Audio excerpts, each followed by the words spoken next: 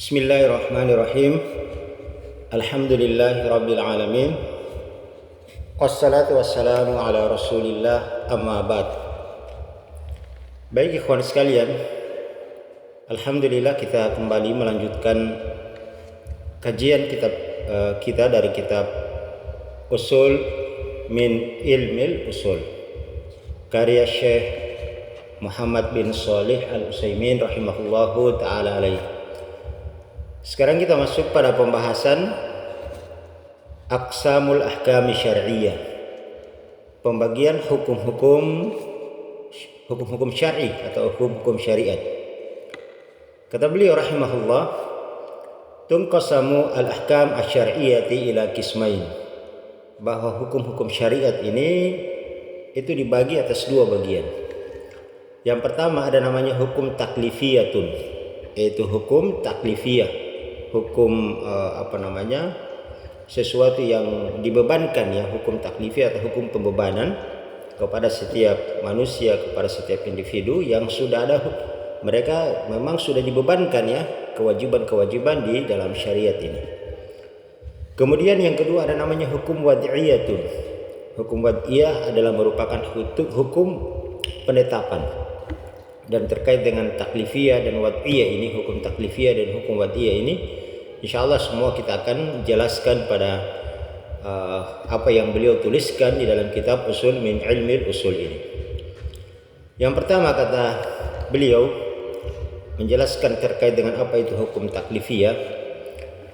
Kata beliau, "Fat taklifiyatu khamsatun." Dan hukum taklifiyah itu ada lima macam. Yang pertama adalah hukum al-wajibu, yaitu hukum wajib. Yang kedua yaitu hukum wal mandubu, yaitu hukum mandub atau hukum sunnah. Kemudian yang ketiga yaitu wal muharramu, yaitu hukum haram. Yang keempat adalah wal makruh, yaitu hukum makruh. Dan yang kelima adalah hukum wal mubah, yaitu hukum mubah. Nah, terkait dengan lima hukum ini, maka kemudian beliau merincikan atau menjelaskan sebagai berikut. Kemudian kata beliau, yang pertama adalah fal wajibu, yaitu hukum wajib. Lugatan al-wajibu lugatan, dan hukum wajib secara bahasa itu yaitu as-saqitu. Ya, jadi secara bahasa wajib itu dia berasal dari kata as-saqitu, sesuatu yang jatuh, atau wal lazimu, sesuatu yang ilzam, yang harus, bentuknya pemaksaan, seseorang harus melakukannya. Itu secara lugah, secara bahasa. Jadi dia as-saqitu wal lazimu, jatuh dan harus atau bentuknya pemaksaan. Wa istilahan, adapun definisinya secara istilah, apa itu wajib? Kata beliau, ma amara bihi syari' alal wajhil ilzami, apa-apa yang diperintahkan oleh pembuat syariat ini, yaitu Allah Subhanahu wa ta'ala, ala wajhil ilzami, yang dimana bentuk perintah tersebut ikhwan sekalian, dia bentuknya adalah ilzam, harus seseorang melakukannya. Qas-shalawatil khamsa, seperti contohnya kata beliau di sini adalah salat 5 waktu. Dan semua kita sudah paham dan mengerti bahwa salat 5 waktu adalah merupakan salah satu kewajiban yang syariat Allah Subhanahu wa ta'ala telah tetapkan, baik itu melalui syariat di dalam Al-Quran maupun syariat di dalam hadis-hadis Nabi sallallahu alaihi wasallam. Dan kita sudah jelaskan bahwa seluruh ulama sepakat, tidak ada yang berselisih pendapat di antara para ulama bahwa salat 5 waktu adalah merupakan satu kewajiban yang Allah Subhanahu wa ta'ala telah tetapkan bagi setiap muslim di atas di kehidupannya di atas muka bumi ini. Kemudian kata beliau menjelaskan apa itu al-wajibu. Beliau menjelaskan fakharaja biqaulina, dan keluar dari ucapan kami, ma amara bihi syari', apa-apa yang diperintahkan oleh pembuat syariat, yaitu Allah Subhanahu wa ta'ala. Nah, yang tidak termasuk dari ma amara bihi syari' yaitu adalah al-muharramu. Jadi muharram itu tidak bentuknya amar, tidak bentuknya perintah, ya. Wal makruh, kemudian bentuk makruh, wal mubah, dan mubah itu tidak masuk. Jadi perkara yang wajib itu dia tidak ada bentuk ma amara bihi syari', apa-apa yang diperintahkan oleh syariat, ya. Dia tidak termasuk. Jadi 3 hukum ini yaitu al-muharramu wal makruh wal mubah. Wa kharaja biqaulina, dan tidak termasuk dari ucapan kami di atas adalah ala wajhil ilzami, di atas bentuk perintah yang ilzam, yang wajib, yang harus, yaitu al-mandub, yaitu mandub mubah. Jadi kalau mandub ini dia memang perintah juga, sesuatu yang diperintahkan oleh pembuat syariat, cuma bentuk perintahnya dia tidak ilzam, tidak wajib, ya, tidak wajib. Sementara mandub di sini kan dia hanya perintah sunnah, jadi dia tidak bentuknya ilzam.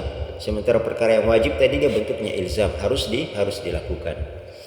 Wal wajibu yusabu fa'iluhu imtisalan, maka seorang yang melakukan perkara yang wajib ini, ya, kewajibannya dia sebagai seorang muslim dia tunaikan, yusabu fa'iluhu, maka akan mendapatkan pahala siapa yang melakukan perkara yang wajib ini imtisalan, kalau dia lakukannya karena ikhlas, semata-mata mengharap mencari ridha Allah Subhanahu wa taala.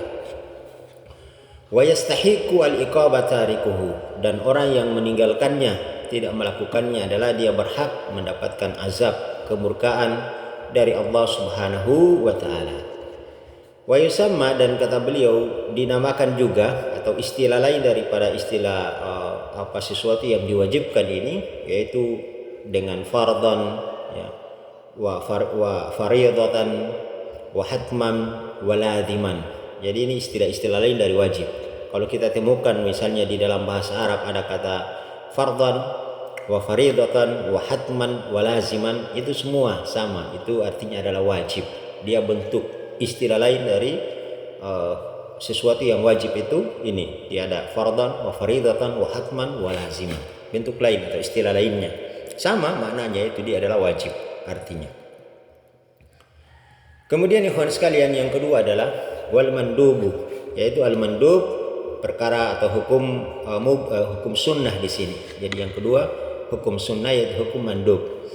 Logatan secara bahasa kata beliau al mad'u, jadi secara bahasa sunnah itu adalah merupakan al mad'u, sesuatu yang diserukan, ya, sesuatu yang diserukan. Wa istilahan, adapun definisi mandub, definisi sunnah secara istilah yaitu ma amara bihi syari', apa-apa yang diperintahkan oleh pembuat syariat ini, la ala wajhil ilzami, namun bentuk perintahnya dia la ala wajhil ilzami, dia tidak bentuk perintahnya itu tidak dalam bentuk ilzam, tidak dalam bentuk wajib, tidak dalam bentuk harus, tidak. Karawatib, seperti contohnya salat sunnah rawatib, 4 rakaat ba'diyah duhur, 2 rakaat 4 rakaat qabliyah duhur, 2 rakaat ba'diyah duhur, kemudian 2 rakaat ba'dal maghrib, 2 rakaat ba'dal isya, dan 2 rakaat qabla subuh, yaitu 2 rakaat sebelum subuh. Itu 12 salat sunat rawatib yang sebelum dan sesudah yang menyertai daripada salat wajib. Itu salat sunnah. Ada lagi namanya salat khusuf, yaitu salat gerhana, salat istisqa, salat minta hujan, salat tarawih, salat witir, ya, dan lain-lain. Itu semua adalah dari bentuk-bentuk salat sunnah yang diperintahkan oleh Allah Subhanahu wa taala dan Rasulnya, ya. Jadi ma amara bihi syari', apa-apa yang diperintahkan oleh pembuat syariat ini la 'alal wajhil ilzami, tapi bentuk perintahnya itu dia tidak bentuk ilzam, tidak bentuk wajib, dia hanya sunnah saja. Tapi tentu perkara-perkara yang sunnah ini juga adalah banyak, ya, keutamaan, menambah ibadah amalan seorang hamba di kehidupan dunianya di dunia ini. Kemudian ikhwan sekalian, kata beliau wa kharaja biqaulina, dan yang tidak termasuk dari ucapan kami di atas adalah ma amara bihi syari', apa-apa yang diperintahkan oleh syariat. Maksudnya yang tidak termasuk dari kalimat ini ma amara bihi syari', apa-apa yang dengannya diperintahkan oleh pembuat syariat, yaitu al muharram, ya, perkara yang haram tidak termasuk, wal makruh wal mubah, makruh mubah itu tidak termasuk, ya. Kita sudah jelaskan tadi bahwa mahrum wal makruh wal mubah itu dia bukan bentuk perintah di situ, tapi dia bentuk nahyun, larangan. Sementara mubah itu bentuk pilihan. Semua dijelaskan nanti. Wa kharaja biqaulina, dan yang tidak termasuk dari ucapan kami di atas, kata beliau di sini la ala wajhil ilzami, yaitu bentuk perintahnya datang bukan dalam bentuk yang wajib, yaitu wal wajibu, yaitu wajib. Ya wajib itu dia perintah juga, tapi bentuknya tidak ilzam, tidak harus, tidak dalam bentuk pemaksaan. Ya, itu dia bedahnya di situ. Wal mandub, maka di sini dikatakan bahwa perkara yang mandub, yang sunnah itu yusabu fa'iluhu imtisalan, akan mendapatkan pahala bagi siapa yang melakukan perkara-perkara yang disunahkan ini. Imtisalan, kalau dia lakukannya imtisal, ikhlas, semata-mata mengharapkan ridha Allah Subhanahu wa taala. Wala yu'aqabu tarikuhu, namun wala yu'aqabu tarikuhu, orang yang meninggalkan perkara yang sunnah ini dia tidak diazab, ya, tidak mendapatkan siksaan, tidak diancam dengan siksaan dan azab dari Allah Subhanahu wa taala. Sebagaimana perkara yang wajib tadi, kalau ditinggalkan yang wajib itu berdosa, dilakukan dapat pahala. Kalau yang sunnah dikerjakan dapat pahala, ditinggalkan tidak berdosa. Wa yusamma, dan memiliki nama lain atau istilah lain, yaitu sunnatun wa masnunan, kemudian wa mustahabban wa naflan. Nah, ini istilah lain dari sunnah. Jadi kalau dalam bahasa Arab kita temukan sunnatun, ya sunnatan, wa masnunan, wa mustahabban, wa naflan, itu sama saja artinya. Semua memiliki makna dan arti yang sama. Kemudian ikhwan sekalian, kita lanjutkan pada poin yang ketiga, hukum yang ketiga, yaitu hukum wal muharram, yaitu hukum perkara-perkara yang diharamkan. Logatan, secara bahasa, apa itu al-muharramu? Yaitu al-mamnu'u, sesuatu yang dicegah, yang terlarang, seseorang tidak boleh untuk melakukannya. Wa istilahan, dan definisinya secara istilah kata beliau, ya, yaitu ma naha anhu syari, apa-apa yang dilarang oleh pembuat syariat. Ma naha anhu, apa-apa yang darinya dilarang oleh pembuat syariat, ala wajhil ilzami, larangannya itu dia bentuknya ilzam, bentuknya paksaan, bentuknya harus, seseorang tidak boleh melakukannya, meninggalkannya. Ya, jadi kita ulangi, mana anhu syari ala wajhil ilzami bitarki. Ya, jadi apa-apa yang dilarang oleh pembuat syariat yang bentuk larangannya ilzam, ya, bitarki, untuk kita meninggalkannya, harus kita meninggalkannya.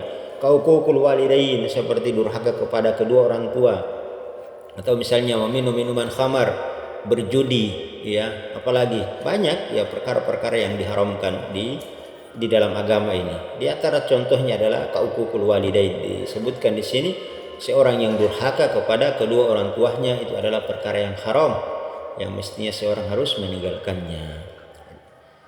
Wa kharaja biqaulina, dan keluar dari ucapan kami di atas, kata beliau, maksudnya yang tidak termasuk dari ucapan kami di atas, yang dari ucapan manaha anhu asyari, apa-apa yang diperintahkan oleh pembuat syariat, yaitu wal wajibu, yaitu perkara yang wajib, wal mandub, perkara mandub, wal mubah, dan perkara mubah. Wajib, sunnah, mubah, itu tidak ada bentuk larangan di situ. Tidak ada bentuk larangan. Wa kharaja biqaulina, dan tidak termasuk dari ucapan kami di atas, ala wajhil ilzami bitarki, dalam bentuk larangan yang tidak ilzam, ya. Dalam bentuk larangan yang ilzam. Apa itu dalam bentuk larangan yang ilzam? Yang tidak termasuk adalah al-makruh, yaitu perkara yang makruh. Makruh ini memang juga perkara yang dilarang, tapi dia tidak sampai ilzam, tidak sampai harus, tidak sampai dipaksakan seseorang untuk meninggalkannya. Ya, jadi itu ikhwan sekalian. Wal muharramu, dan perkara hukum makruh ini yusabu tarikuhu imtisalan. Yusabu tarikuhu imtisalan. Seorang yang meninggalkannya, dia akan mendapatkan pahala, ya. Imtisalan, kalau dia meninggalkan perkara-perkara yang haram tadi, seperti durhaka kepada kedua orang tua, melakukan judi, meminum minuman khamar, kalau dia meninggalkan imtisalan, dia tinggalkan semua itu karena Allah Subhanahu wa taala, maka dia akan mendapatkan pahala tentunya di sisi Allah Subhanahu wa taala. Wa yustahiqqul iqaba fa'iluhu, dan orang yang melakukannya dia berhak mendapatkan azab, kemurkaan dari Allah Subhanahu wa taala. Jadi perkara yang haram kalau dikerjakan, kalau ditinggalkan mendapatkan pahala, kalau ditinggalkan yang haram mendapatkan pahala, kalau dikerjakan kita akan mendapatkan dosa. Itu ya perkara yang haram. Kemudian yang Di sini wa yusamma dan dinamakan juga ya, jadi istilah lain atau nama lain daripada perkara yang haram itu yaitu mahzuron atau mamnu'an, itu sama saja. Mahzuron itu juga haram, mamnu'an itu juga haram. Jadi kalau kita temukan kalimat-kalimat ini sama ya, dia memiliki istilah yang arti atau makna yang sama. Kemudian yang keempat yaitu hukum wal makruh, yaitu hukum makruh. Lugatan secara bahasa kata beliau al-mubghadu. Jadi makruh lugatan secara bahasa adalah al-mubghadu, yaitu sesuatu yang dibenci, sesuatu yang tidak disukai. Wa istilahan dan definisi makruh secara istilah yaitu ma naha anhu syari, apa-apa yang dilarang oleh pembuat syariat ini. La ala wajhil ilzam bitarki, namun bentuk larangannya itu dia tidak bentuk ilzam bitarki, untuk seseorang meninggalkannya ya, tidak harus, tidak mesti ya. Maksudnya dia tidak wajib seseorang untuk meninggalkannya. Kal akhdhi bishimal, seperti seseorang mengambil dengan tangan kirinya ya, kal akhdhi bishimal, dia mengambil dengan tangan kirinya, wal i'ta'i biha, atau memberi dengan tangan kirinya, itu perkara-perkara yang dimakruhkan ya. Mengambil dengan tangan kiri, memberi dengan tangan kiri kepada orang lain, itu perkara-perkara yang dimakruhkan. Ini sebagai contoh saja, namun ya perkara-perkara yang dimakruhkan itu kan banyak contohnya ya. Ini di sini beliau rahimahullah hanya membawakan saja sebagai contoh saja, bahwa di antara contoh makruh misalnya mengambil dengan tangan kanan, memberi dengan tangan kanan, itulah perkara yang dimakruhkan. Wa kharaja bi qaulina, kata beliau, tidak termasuk dari ucapan kami manaha anhu syari, apa-apa yang dilarang oleh pembuat syariat adalah al wajibu wal mandub wal mubah ya. Jadi wajib wal mandub wal mubah itu tidak ada bentuk larangan di situ ya. Wa kharaja bi qaulina, dan yang tidak termasuk dari ucapan kami la ala wajhil ilzami bitarki ya, dia tidak bentuk ilzam dalam meninggalkannya, yaitu al muharram, yaitu muharram. Karena perkara yang haram ini dia ilzam harus seseorang untuk meninggalkannya. Sementara makruh dia tidak bentuk ilzam. Wal makruhu yusabu tarikuhu imtisalan wa yu'aqabu fa'iluhu. Jadi makruh itu yusabu tarikuhu, seorang yang meninggalkannya dia berpahala. Imtisalan, kalau dia meninggalkan perkara-perkara yang makruh ini karena mengharap ikhlas, mengharap ridha Allah Subhanahu wa taala, wala yu'aqabu fa'iluhu. Namun kalau seorang melakukannya dia tidak mendapatkan dosa, tidak mendapatkan hukuman. Tapi meskipun demikian ikhwan sekalian, perkara yang makruh ini kita lihat tadi dia sebagai sesuatu yang al-mubghadu, sesuatu yang dibenci, sesuatu yang tidak disukai. Tentunya seorang muslim tidak akan mungkin melakukan jangankan dia menghindari perkara-perkara yang haram, begitupun perkara-perkara yang makruh. Kemudian yang kelima yaitu hukum wal mubah, yaitu hukum mubah. Logatan secara bahasa, loga itu adalah merupakan al-mu'allin, sesuatu yang al-mu'allinu, sesuatu yang diumumkan ya, sesuatu yang mu'allinu, sesuatu yang diumumkan. Wal ma'zunu fihi, dan sesuatu yang diizinkan seseorang untuk melakukan perkara-perkara yang mubah ini. Maksudnya seseorang diberikan pilihan, boleh dia melakukannya, boleh dia meninggalkannya. Tidak ada konsekuensi. Kalau dia melakukannya dapat dosa, dia meninggalkannya dapat pahala, tidak ada konsekuensi, tidak ada hubungannya dengan perintah dan larangan, tidak ada hubungannya dengan pahala dan siksaan, itu tidak ada hubungannya. Wa istilahan, dan secara istilah mubah ini adalah ma la yata'allaqu bi amrun wala nahyun. Jadi ma la yata'allaqu, dia tidak ada hubungannya, tidak ada keterkaitannya bihi dengan amrun, dengan perintah, wala nahyun, begitupun tidak ada hubungannya dengan perkara-perkara yang dilarang li zatihi, baik dari sisi zat daripada perintah dan larangan tersebut, tidak ada hubungannya. Kal akli fi ramadhani lailah, seperti seseorang makan di malam hari di bulan Ramadan, itu boleh ya. Makan di malam hari di bulan Ramadan tidak ada perintah, tidak ada pula larangannya, seorang boleh melakukannya ya. Seperti itu ya kawan sekalian. Wa kharaja bi qaulina, dan keluar dari ucapan kami la yata'allaqu bihi amrun, apa-apa yang tidak ada hubungannya dengan perintah, yaitu al wajib wal mandub, yaitu perkara wajib dan sunnah. Karena wajib dan sunnah itu bentuknya datang dalam bentuk perintah, yaitu perintah wajib dan perintah sunnah. Wa kharaja bi qaulina, dan yang tidak termasuk dari ucapan kami di atas dari ucapan kami wala nahyun, dan tidak dalam bentuk larangan, yaitu al-muharram wal makruh, yaitu perkara yang haram dan makruh. Karena sama ya, dia tidak ada bentuk larangan, baik dalam bentuk larangan haram maupun makruh. Wa kharaja bi qaulina, dan keluar dari ucapan kami, li zatihi, dari sisi zatnya. Apa itu?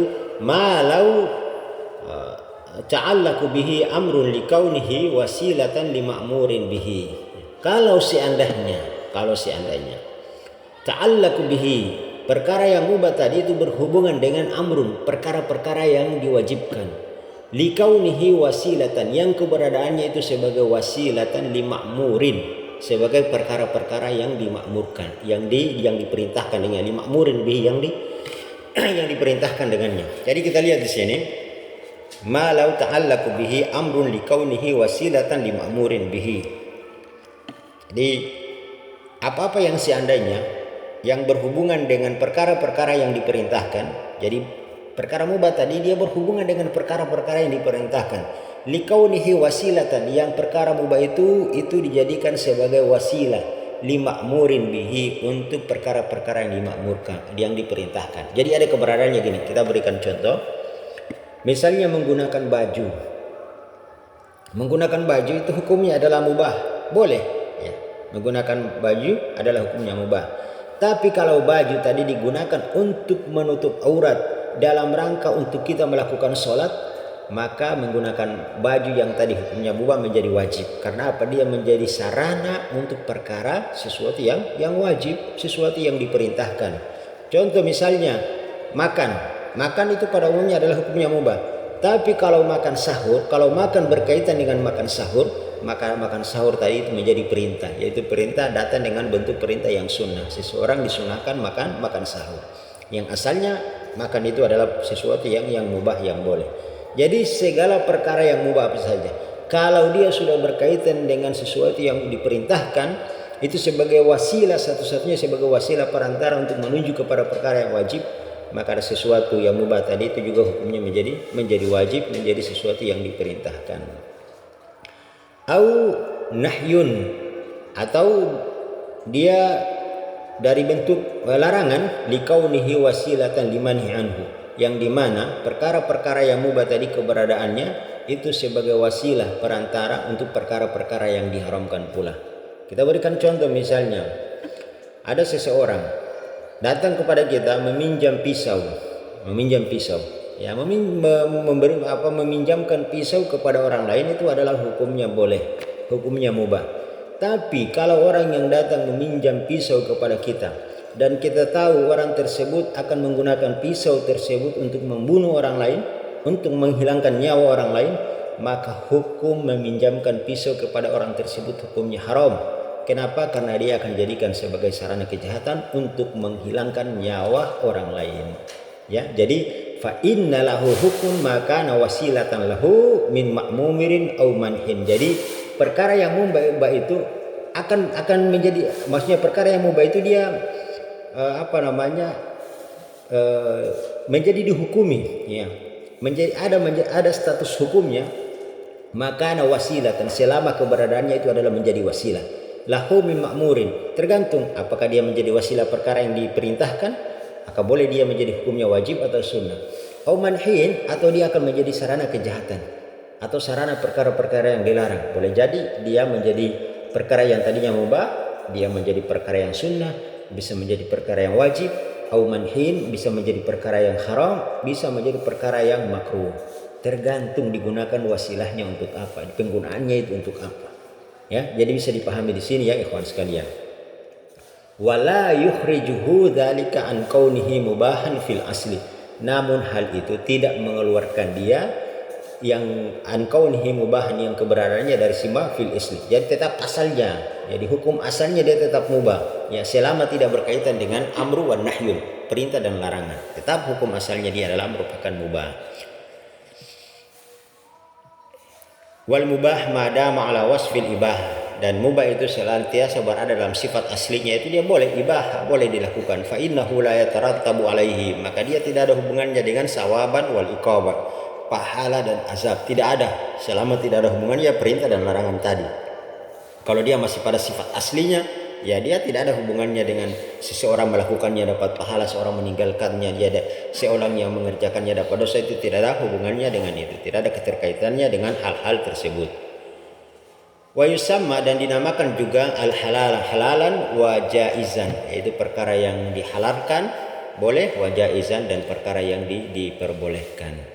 Jadi ini ikhwan sekalian ya, terkait dengan hukum at-taklifiyatun, hukum taklifiyatun. Sekarang nanti kita akan masuk atau kita lanjutkan pada hukum al-ahkamul wad'iyah, hukum-hukum wad'iyah.